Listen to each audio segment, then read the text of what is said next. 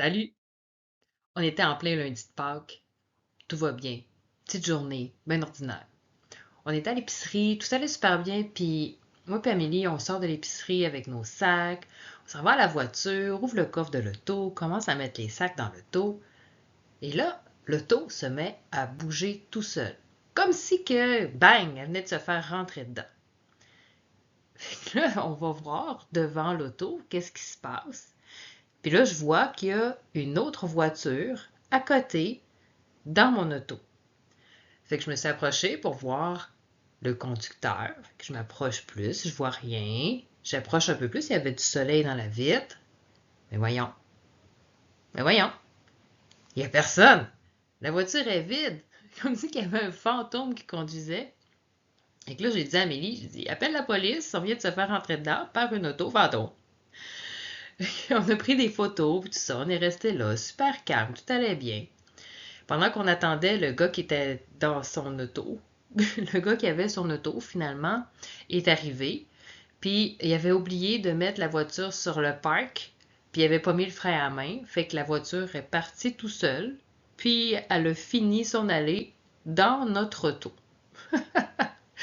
Qui a vraiment eu pas de mal, tout allait bien. On a pensé un peu plus tard que 10 secondes après, Amélie était en plein dans la trajectoire de l'auto, fait qu'elle aurait peut-être pu se faire rattraper, mais ça allait tellement pas vite que... En tout cas, ça aurait pu être dangereux, mais une chance, ça s'est terminé juste avec quelques petites égratignures. Ce genre d'affaires-là, ça vient tout à shaker un peu, ça fait réfléchir, parce que des fois, on pense que tout est sous contrôle, mais en réalité, on est en train de rouler, nous aussi, en pilote automatique. On s'arrête pas. On n'écoute pas les signes. On est fatigué, vidé, écœuré. Puis on continue pareil. Je te parle pas juste d'accident d'auto, là, je te parle de santé, de ton sommeil, de ton corps qui crie mais que tu l'écoutes plus. Puis à un moment donné, ben, ça pète. Fait que c'est l'insomnie qui arrive. Perte d'énergie. C'est un sentiment que tu n'as plus de jus pour personne, même pour toi-même. Si tu ne me connais pas, je m'appelle Valérie, je suis guide en éveil du sommeil avec ma conjointe Amélie. Notre mission, en fait, c'est d'aider les femmes à retrouver un sommeil de qualité. Un sommeil qui va être réparateur, qui vient recharger vraiment. On veut permettre à ces femmes-là de retrouver leur pouvoir, de l'énergie, mais de la vraie énergie à travers un vrai repos. On veut que tu arrêtes de survivre à tes journées.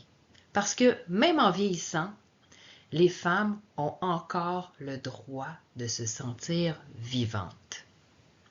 Puis pour t'aider à te déposer, à te calmer, à mieux dormir, ben on a un cadeau à t'offrir. C'est notre massage neurologique anti-insomnie. C'est une immersion sonore guidée à écouter avec des écouteurs dans ses oreilles.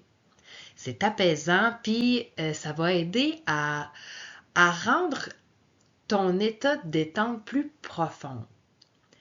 C'est pas compliqué, tu as juste à écouter, à te coucher, puis à te laisser bercer. Ton système nerveux, lui, va ralentir. Ton cerveau, il va décrocher, puis ça va te permettre de t'endormir plus facilement, plus rapidement. Fait que le lien, si tu veux, est dans la description de la vidéo. Donc, le téléchargement est gratuit. Essaye-les, sérieusement. C'est pas magique, mais c'est très, très efficace. C'est notre façon de dire, t'as pas besoin d'endurer des mauvaises nuits. On est là.